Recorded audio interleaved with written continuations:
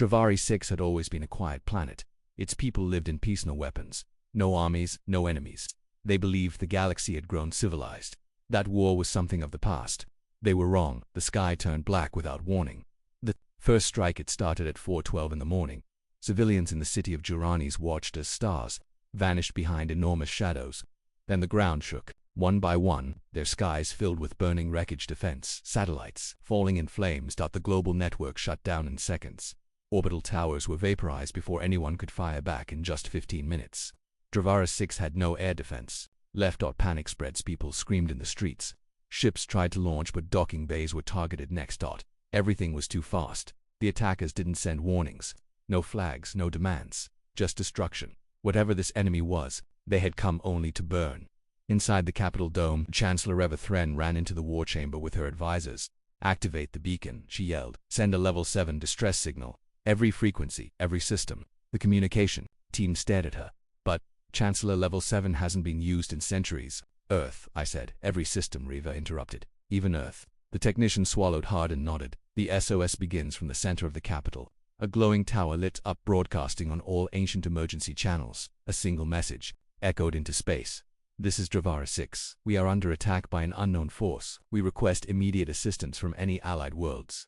Please respond." It repeated every 20 seconds. They waited. Nothing. 30 minutes passed. Still no response. The Council of 12, the galaxy's main peacekeeping force, remained silent. Nearby colonies went dark. Allies stopped answering. Hope fades in the command bunker. The screens showed cities falling one by one. Flames, smoke, children being carried through broken streets. A junior officer leaned against the wall, shaking. "No one's coming," he whispered. Reva's voice cracked. "Keep transmitting." A single blip, then something happened. On one of the oldest monitors used for deep space relic tracking, a tiny blip appeared. "Signal received," the technician whispered, confused. He looked closer. It was a return ping from Sector Z, deep in forgotten space. From a satellite no one had used in centuries. "Chancellor," the technician said, eyes wide, "you're not going to believe this." "What is it?" "It's from Earth." Everyone in the room froze. One of the advisors scoffed. "Earth? That's just a myth. Nobody lives there anymore." The technician ignored him and ran a full scan. "No, it's real. The signal is coming from T Protocol Node 07. It's active." The screen blinked. "Incoming message received." The Terran response. Everyone gathered around the terminal as the message played. It was only one sentence. No face, no voice. Just cold, automatic text. On the screen, "Received. Terran protocol activated. Clear zone immediately." Then, silence. No further reply. No explanation, just a system lockout and a pulsing warning. "Standby. Asset deployment in progress." Silence in the room. The command room fell quiet. Nobody spoke. Even the youngest officers felt it. Something ancient had just awakened. Chancellor Reva stepped back from the screen. "Is it real?" she asked softly. A scientist named Kale, the oldest in the room, nodded slowly. "I studied Earth's history once, before the libraries were restricted." He stared at the screen. "That message, it's real." "Explain," Reva said. Voice was barely a whisper. "Terran protocol hasn't been used in over 300 years. A dangerous legacy." He turned to the others. "Earth was never destroyed. They withdrew. After the collapse wars, humanity chose to vanish. No diplomacy, no transmissions, just silence." Reva frowned. "So why respond now?" Kale's expression darkened. "Because level 7 signals bypass diplomatic filters. They're meant for war. Total war." Someone in the room scoffed again. "So what? They'll send a fleet. We need soldiers now." Kale shook his head. "No, that's not how Earth responds." He looked at the flickering words on the screen again. "Terran protocol activated. They don't send armies," he said. "They send something else. Elsewhere, in the dark light years away, in a cold forgotten orbit, the Terran protocol satellite spun once, then twice. Inside, systems hummed to life. Vaults opened, data flowed, and deep beneath layers of encrypted command chains, a signal reached someone. Not a fleet, not a general, not even human anymore, just a being that Earth only awakened in absolute emergencies. Final scene, Part 1. End. Back on Dravari 6. Chancellor Reva looked at the ruined cities on the screen. Her voice trembled. "What did we just call?" The old scientist didn't answer. He stared at the blinking screen, whispering to himself, "If Earth truly responded, then the enemy doesn't know what's coming." He paused, "and neither do we." Dravari 6 burned quietly now. Most of its skies were empty ash clouds replacing the stars. The enemy had stopped bombing, not because of mercy. They were waiting, watching, as if they too had seen the message. Terran protocol activated. Clear zone immediately. And even they didn't want to be near what was coming. Ancient, the edge of the galaxy. Earth had been silent for 3 centuries. Once feared, once admired, then forgotten.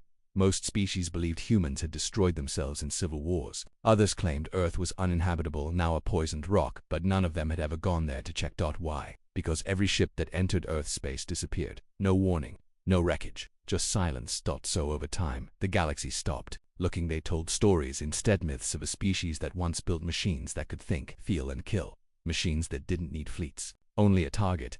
The Council reacts far away. Inside the grand halls of the Galactic Council, alarms began to ping.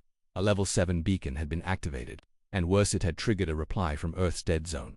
Counselor Yaren, a feathered diplomat from the Tyrant species, slammed a claw on the table. Impossible. Earth is a myth, a dead archive. No, said another. It's real, and it has just responded. The hall fell quiet. Someone whispered, "What do we do?" One elder answered, "Nothing. You do not interfere with the Terran protocol." Inside the core, awakening hundreds of light years from Dravari 6, deep inside a hollow asteroid that looked like debris, something moved. Its shell opened. Inside, machines stirred. Ancient Terran AI built during the last years of Earth's hidden empire. A voice echoed in the darkness. Cold, mechanical, threat confirmed. Level 7 emergency verified. Asset activation unlocked. Begin boot sequence. Somewhere deeper in the rock, a capsule lit up. It held no weapons, no ships, just a man, or what used to be one. Asset 92. Status, ACTIV. He opened his eyes slowly. Gold irises flickered. Skin reinforced with carbon armor plating. Neural links glowing under his temples. His heart beat only once every 10 seconds, but it was strong, steady. He remembered pain, not his dot. All of it, every signal Earth had stored, every scream, every war, all downloaded into his mind across generations. He sat up. The system asked, "Do you require mission data?" He answered in a low human voice, "No, just coordinates." Back on Dravari 6, Chancellor Reva stood on a balcony of the emergency shelter. The enemy ship still floated in low orbit, silent now, waiting. "I don't understand," she whispered. A nearby officer replied, "The attack has stopped." "Why?" "Because," said Kale, the old scientist, "they're afraid to." He stepped forward and pointed at the sky. "They received the same message we did." Reva turned. "But what is the Terran protocol? Really? A warning? A threat?" Kale shook his head. "No, it's a promise. Earth's secret. Hundreds of years ago, Earth had stopped trying to be part of the galaxy. Not because it was weak, because it had seen what the galaxy had become. Corrupt councils, pirate kingdoms, empires that used peace as a mask for domination. So, Earth left, but before disappearing, they launched satellites, deep space stations, and one final message embedded in every ancient relay: if you ever call on us again, do not expect mercy, expect an end. The enemy feels it too high. Above Dravari 6 on board, the largest enemy ship, a creature made of smoke and bone, stared at a blinking alert on its screen. Unknown signal. Human in origin. Moving fast. One of the younger officers asked, "Should we intercept?" The commander turned slowly. "No, let it land." "But sir, let it land. You don't fire first on a Terran drop ever." He didn't explain. He didn't need to. Even the monsters had heard the stories of shape in the star. A nearby moon, orbiting Dravari 6, the surface cracked open. Something emerged from a glowing crater. Not a pod, not a ship, a man. Tall, still silent. He wore no flag, no symbol, no emotion. Around him, the dust began to float, gravity itself bending slightly with one step. He began walking toward the planet's surface. The Dravari Watch High Command watched the feeds as the figure descended. One screen showed static. Another flickered, then revealed his silhouette moving through clouds. "No engines," whispered a tech. "No energy reading," said another. Kale leaned in. "That's not a ship." Reva looked at him. "Then what is it?" Kale answered softly. "That is a memory. Earth's memory. And it never forgets." Final scene part 2, and the broadcast screen, still open from hours ago, blinked once more. A final line appeared, not from the attackers, not from Dravari. Command. From Earth. Asset 92 deployed. Engagement rules. Silent entry. Objective: erasure of hostile force. Do not interfere. Then, as quickly as it had come, the message vanished. Reva stepped back from the screen. "Do not interfere," she whispered. Kale nodded grimly. "Because now it's already too late to stop him." Dravari 6 had stopped screaming, not because the danger was gone, but because something else had arrived. The silent descent. The skies above the capital shimmered. A shape appeared from the clouds, not falling fast like a meteor, not descending like a shuttle. Just appearing. Asset 92 dropped like a shadow, silent and steady, landing in the dead center of the ruined marketplace. No flash, no sound, no wind, just impact. The cracked stone beneath him hissed from heat, not fire pressure. He stood tall, armor blackened, smooth, without any symbol. His eyes pulsed white for half a second. Then he began to walk. The enemy reacts up above. In the command ship of the invading fleet, Admiral Vrosk of the Velkan Armada stared at the screen. Unknown object landed. Humanoid structure confirmed, his sensor officer added.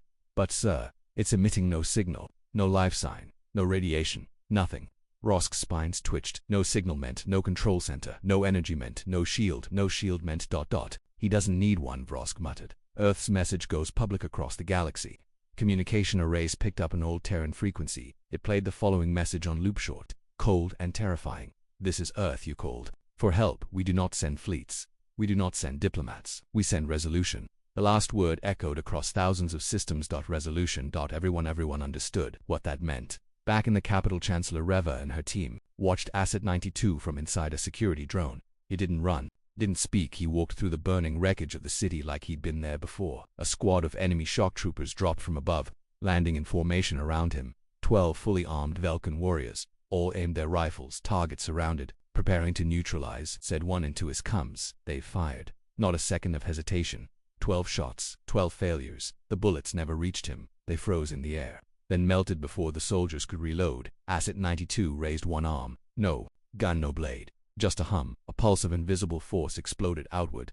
12 suits collapsed in silence. No fire, no screams, just crumpled armor and quiet. The feed goes wild. The Dravari military feed went haywire. Civilians hiding in shelters saw it. Other planets saw it. Even the Galactic Council watched in stunned silence. A weapon with no name, no ID, no past, only a single designation from Earth. Asset 92. Tier Black. Autonomous Engagement Protocol active. Kale. The old scientist looked pale. Autonomous, Reva asked. Kale nodded.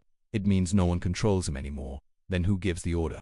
Kale didn't answer. First warning: on the outskirts of the city, Velkan forces gathered. Dozens of dropships. Heavy mechs, commanders shouting into headsets. Engage target, bring him down. But before they could launch, every single weapon system shut off. Engines failed. HUDs blinked black. Mechs collapsed as if unplugged. Then a new voice echoed across every open frequency. Not human, not machine. Something in between. You have violated a protected system. Hostile termination in progress. All resistance will be erased. Terror across the stars and wealthy systems light years away. Ambassadors panicked. Why is Earth doing this? One cried. Can't we stop it? Asked another. A Terran exile in the room answered softly. No, you don't stop it. You pray it's already done. A memory restored inside the broken ruins of the capital square. Asset 92 paused. A child watched him from the rubble, no more than 7 years old, shivering, hiding behind a broken wall. He looked at her. Her eyes widened. He didn't move closer. Instead, he opened his hand and let a small metal cube drop near her. It glowed, a Terran survival kit. Then, without a word, he walked away toward the enemy's last outpost. Final push. Velkan Command launched their final assault. 200 soldiers. Air support, drones. Asset 92 walked into them like they were dust. No bullets, no blades. He used pressure, heat, magnetics. Their armor twisted, their vehicles bent mid-air. Explosives simply vanished, crushed into atoms. It wasn't a battle. It was a cleanup. Final scene part 3 end. Back on the fleet above Dravari 6. Admiral Vrosk watched his men fall in real time. He opened a channel to his command ship. Retreat. The screen flickered.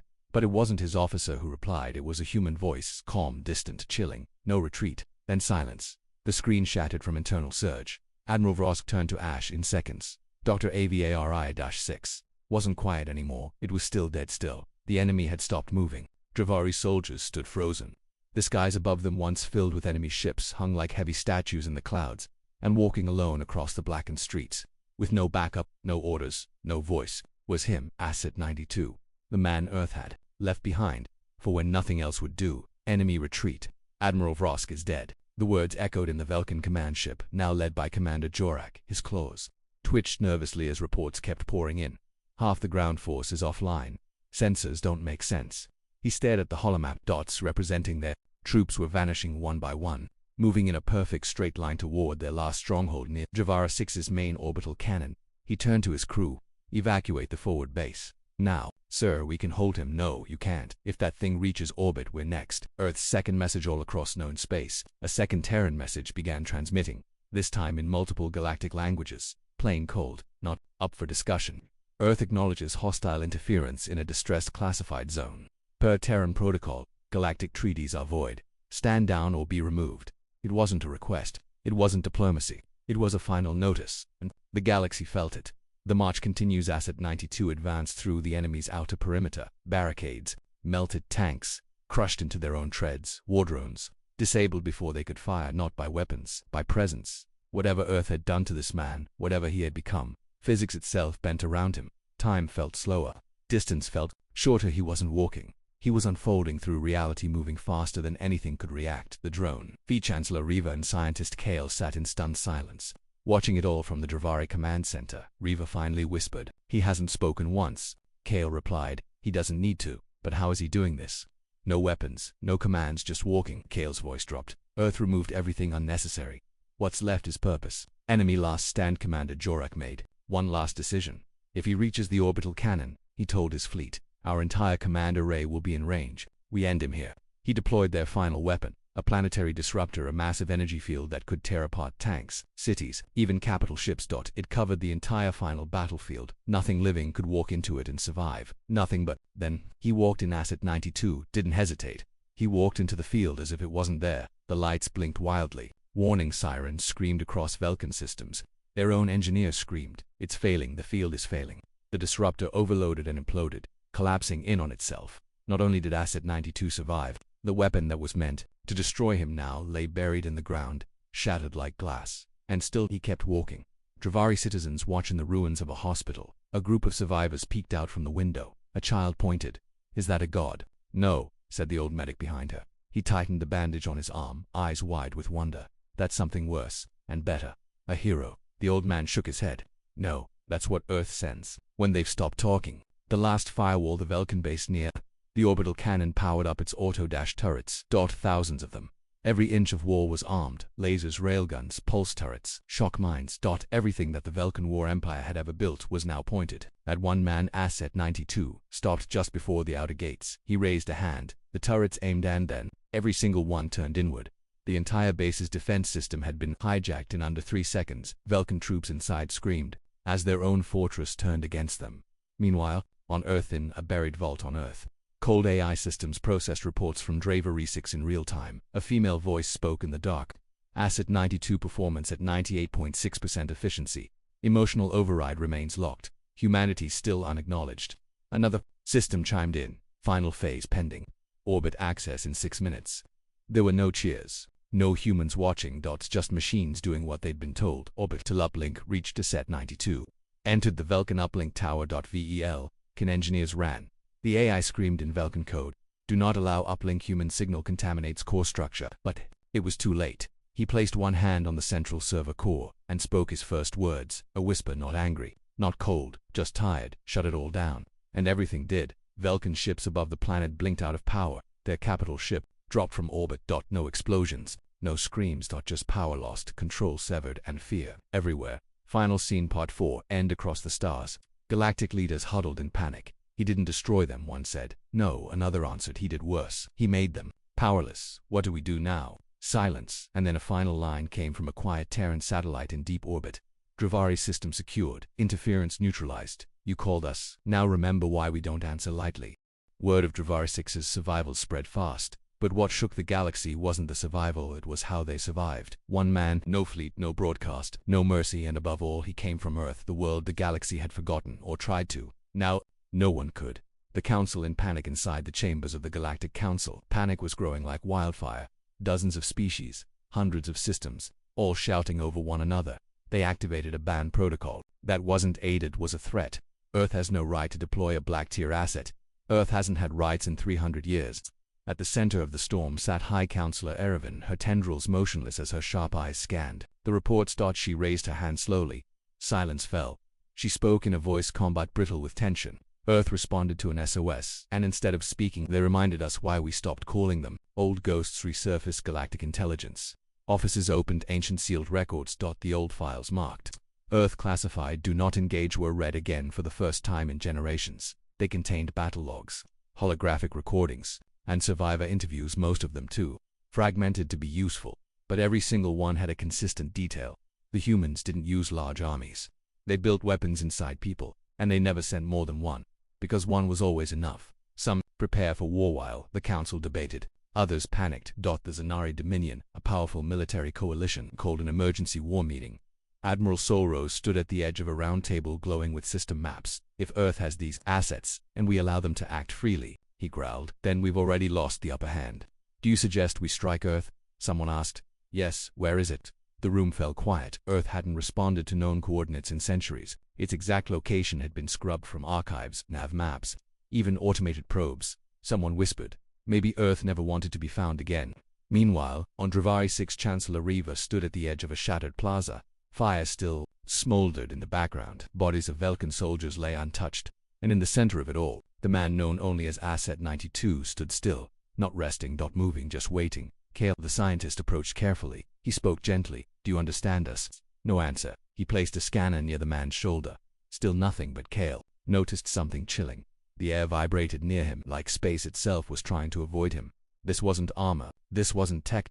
This was something Earth engineered to be more than alive. A message from Earth at night. A new transmission came from deep space. No origin traceable. No encryption. It simply appeared on every Dravari terminal, blinking gently. Then, a voice played. .com/human. Female, this is Earth's Central Command. Dravari 6 is secure. Asset will remain in system for 48 standard hours for residual threat suppression, after which, retrieval is non-negotiable. Kale stared at the screen. She said, retrieval. They're coming to pick him up. Reva asked, what happens if we don't let them? Kale's voice was flat. I don't think that's an option.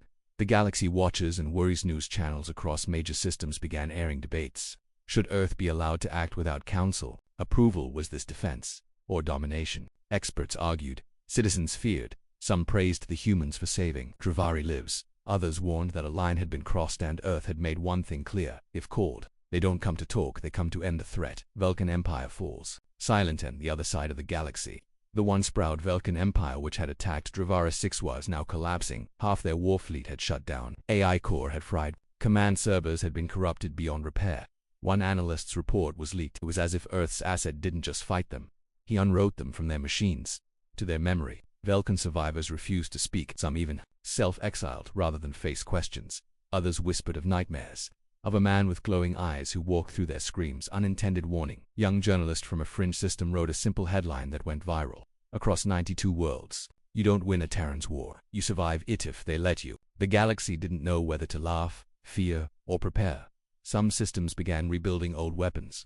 Others created do not contact Earth policies, and in secret corners of deep space, old enemies remembered Earth's last war, a war that had ended every other empire's ambition for nearly 300 years. Back on Earth, classified zone in a deep facility surrounded by ice and silence. Earth's command AI pulsed. A voice crackled across internal comms. Asset 92 confirmed. Operational integrity. Retrieval scheduled. Council response patterns match pre-conflict projection models. Threat deterrence 100%. Another voice added, begin next phase. Observation. Let them talk. Final scene part 5 end. Chancellor Riva stood once more beside Kale in the ruined capital. A transmission from the Galactic Council had just arrived demanding a full report. Riva didn't respond right away. She watched the stars, wondering which one held the answer. Then she finally said, let the galaxy be afraid for a while. Kale nodded. Maybe now they'll remember what happens when Earth answers the call. He didn't eat, he didn't sleep, he didn't speak.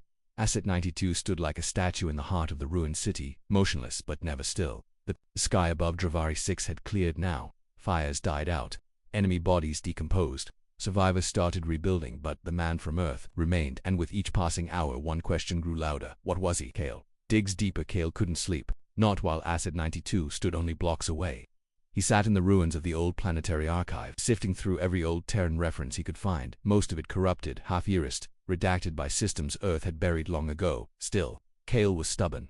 He bypassed 7, broke to ancient encryptions, and finally found something. Not a file, a warning. This system contains classified records under Gravewalker protocol. If you proceed, you acknowledge irreversible psychological risk. He stared at the screen, then clicked proceed. The Gravewalker files. What unfolded before Kale wasn't just a record, it was a confession.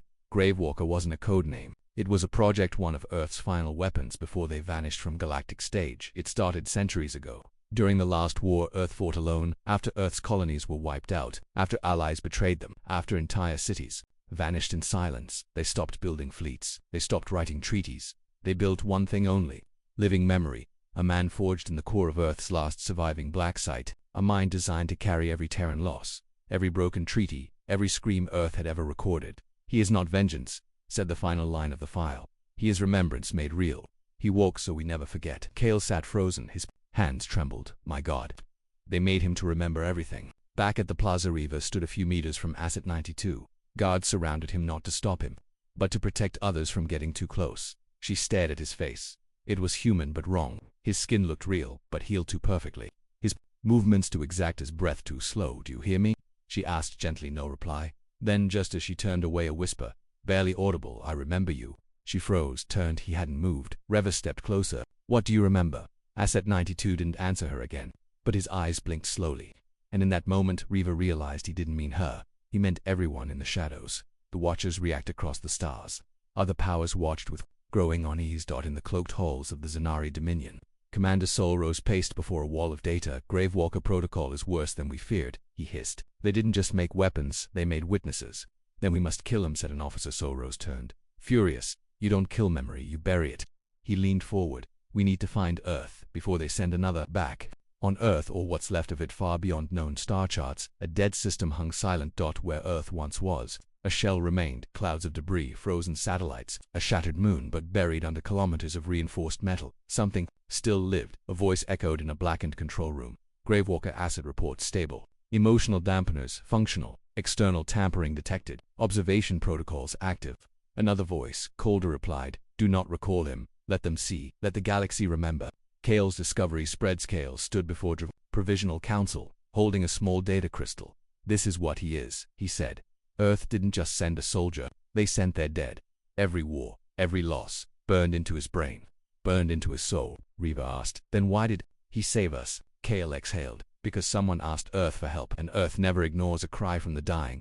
Not anymore." Meanwhile, the asset moves. Just before dawn, Asset 92 moved for the first time in days. He walked without warning toward the edge of the city, where Dravari engineers were rebuilding an old launch site. Soldiers tried to stop him. He didn't push them aside. He simply walked through the gates. They opened. Every machine powered down. Every light dimmed. He climbed into the launch tower and sat down, waiting another Earth message. That night, a third signal came. "Quiet, calm. Asset will return via secured channel. Protocol complete. No further response required." The message ended with 5 chilling words: "Do not follow the trail." Final scene, Part 6. End. As the launch tower began to pulse with energy, Kale and Reva stood side by side, watching the man from Earth vanish into the stars. "No weapons," Reva said. "No fleet." Somewhere beyond the known star lanes, in an unregistered system with no name, they gathered. They were not politicians, not diplomats. These were the ones who moved empires behind closed doors. They called themselves the Silent Accord. Each one arrived in stealth ships. No symbols, no flags, no lights. Only encrypted calls and whispered names. Why had they come? Because Earth had answered. And now no one knew what would happen next. The meeting begins. The chamber was dark. Only their silhouettes lit by holograms of destroyed cities, enemy corpses, and a lone human shape. "Asset 92, are we all agreed?" The voice of the Zanari director echoed. "We are," answered a tall, thin creature with golden eyes. "Earth is no longer a dead world, it is a threat." A third figure wrapped in cybernetic armor spoke next. "We've ignored Earth for too long. That was a mistake. Now they remind us why we buried them." Someone asked, "Can we stop them?" Silence. Then the director said slowly, "We don't stop Earth, we distract it. Or die." Back on Dravery, 6 days had passed, but the fear hadn't. Every world that saw the broadcast from Dravery 6 now treated Earth as something other. Children whispered Terran ghost stories. Military academies rewrote their survival protocols. Civilians were told, "If you see a human, don't speak, just hide." And on Dravari 6 itself, Chancellor Reva stood before a massive crater, the launch site where Asset 92 had vanished. "Is it over?" someone asked. She answered, "No, it's begun." Kale's secret message back in the ruins of the Dravari archives. Kale sat alone. He had received a private message, not from Earth, from someone watching Earth. A small datapad glowed with static, until a voice came through. "Do not trust them. Earth doesn't help. Earth judges. They sent that thing to show the galaxy its sins." Kale froze. "Who is this?" No reply, just a final sentence. "They never sent to." Then the transmission cut. The Accord makes a plan in the Black Meeting Chamber. The Silent Accord finalized their mission.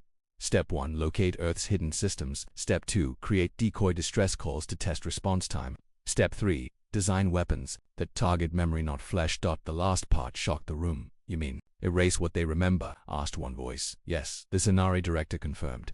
"If Earth turns its soldiers into living memory, we must burn their past before they reach us." "How?" "We have one option." A new hologram appeared. A weapon buried deep beneath a red dwarf. An ancient Terran artifact once stolen and hidden. It was marked only Protocol Oblivion, on a cold moon far from any sun. In the black silence of a dead moon, a small listening station blinked awake. No crew, no oxygen, just machines. And one message recorded by Earth 300 years ago. It had been waiting, now it played. To those who conspire while we sleep, we are not deaf. You fear us, as you should. We left because you gave us no choice, but remember this. The voice changed slightly. It was male, now come human. We never left the stars, we simply stopped speaking. Then the screen faded. And somewhere on Earth, they heard it, Earth's response within the Terran vaults, deep beneath what remained of Antarctica. Corey's hummed a protocol reactivated something older than even Gravewalker. Deep red light bathed the chamber. Text scrolled fast, silent. Accord detected. Oblivion protocol interference logged. Assessment, intent hostile. A new command appeared on screen. Open memory tier, pale fire. The pale fire the next day, across hundreds of systems, untraceable transmissions struck diplomatic centers, black site stations, and even council archives. They weren't coded. They weren't aggressive. They were memories. Real-time Terran memories from wars no one remembered. From betrayals no one documented. From planets that had been erased from maps. Entire systems remembered again whether they wanted to or not. And on those memories came one final message. You forgot us, so we remember for you. You made us this way. The galaxy didn't just fear Earth now. They feared what Earth hadn't sent yet. Final scene part 7 end in the center of the council chamber. High Counselor Erevan stood alone after the session. Had ended, she looked up at the stars and whispered to herself. They were never sleeping. They were grieving. Behind her, a shadow moved on. An aide handed her a new report. Unknown ship sighted near the galactic edge. Black, silent, no flag, no signal, and inside only 2 words etched into the hull. Next, witness. The stars were silent. Until the black ship came, drifted in slowly, without engines, without signal, just presence and fear. The Council's orbital defense grid tried scanning it. The ship ignored them. It didn't block sensors, it simply refused to exist on their terms on its side. In old Terran script, 2 words. Next witness. The galaxy held its breath. Council's last meeting in the heart of the Galactic Council. Every major species gathered. Again, Counselor Erevan stood at the center of a storm of voices. Destroy it before it lands. Open communication. Maybe Earth wants peace. They already sent peace. That was the first one. Arivan raised her voice. We've tried ignoring Earth. We've tried fearing them. Now they've sent another. We face a choice. 1. Silent moment passed. Then she whispered, do we run or do we listen? The ship opens. A witness ship touched down on Davari 6. Same as the Gravewalker before it. But this time it opened out. No weapons. No warning. No violence. And from the darkness stepped a figure. This one not made of iron and rage. A woman. Human, barefoot, she wore no armor, no tools, only a white robe and something stranger, a memory crystal, spinning slowly above her hand. Dravari soldiers froze. Kale and Reva stood still as the woman walked into the plaza. Then she spoke. I am the witness. I am not here to fight. I am here to speak the names you forgot. The witness speaks. The crystal above her hand pulsed once, and suddenly image filled the air. Cities that had been glassed. Terran colonies abandoned by allies, peace talks broken with gunfire, human children hiding in the ruins of starships, waiting for help that never came. Each vision hit like a knife. The crowd said nothing, even soldiers looked away, and then the witness said softly, you wanted Earth silent. We were until someone called us again. The final message from Earth back in space, above Dravari 6.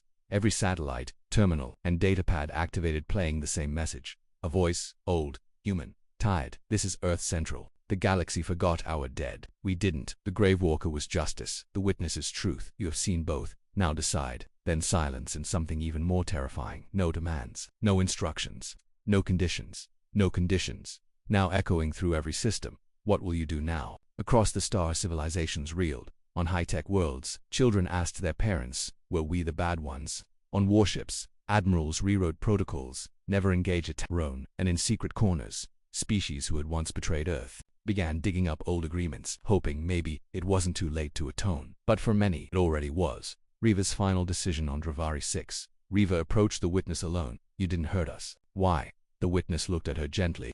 Because you called for help and you meant it. Kale joined them. He asked, was the Gravewalker really alive? The witness paused, then answered, he carries every scream. Earth was never allowed to answer. His silence is the cost of peace. I carry what he cannot say. Before the witness leaves, as the witness walked back to her ship, the crystal floated behind her now, pulsing brighter than before. The people parted without a word, but one child ran forward. Will Earth come again? The girl asked. The witness smiled. Only if asked, and only if needed. But will it be you or the other one? The smile faded slightly. That depends on your choices. Then she stepped inside the ship. The doors closed. The vessel lifted silent as breath, then blinked out of existence. No trail, no signature, just gone. Aftermath. Weeks later, the Galactic Council passed new emergency policies. Human distress signals are not to be ignored. No military is to engage Terran-class assets. Earth's system is to remain untouched. But perhaps the strangest declaration was this: the humans are not enemies. They are reminders. And on Dravara 6, a statue was built in the plaza. Where the witness had walked. It showed two figures, one made of iron and shadows, the other of light and memory, together under one title, Earth Listens. The final scene. End of story. Somewhere, far beyond mapped space, a planet spins quietly in the dark. No signals. No traffic, just forests, oceans, sky. And beneath it all, deep in black bunkers and endless archives, Earth remembers. The last line of the file sent across the stars was not a threat, it was a truth. We do not start wars, but we end memories badly written.